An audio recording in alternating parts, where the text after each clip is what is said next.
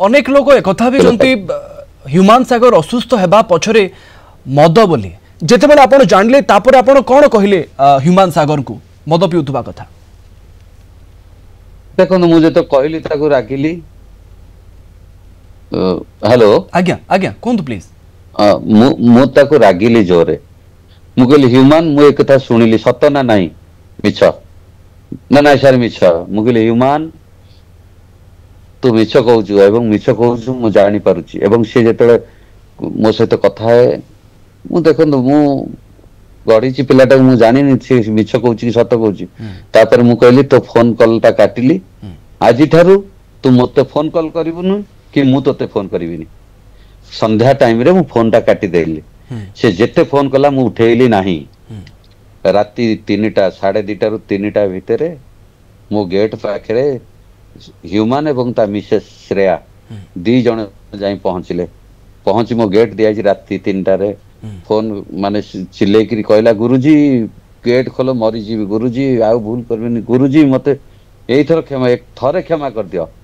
एवं कॉलोनी रे लोक जे मु सुनी करी माने व्यस्त लागिला हम कहला रे ह्यूमान एते बड़ ना से आसिक गेट पाखरे एमती कहूची समस्त पड़िसा उठिबे मो मिसेस को मु पठेइली माने से आज शुणिले भाबु तो मु सार मु से दिन थिली किंतु घरे मु छात ऊपर पळे जाइतिली जे ताकू केवल डरेबा पई जे तू मद मु सुनुची जोडा तू से बाटू को जा ना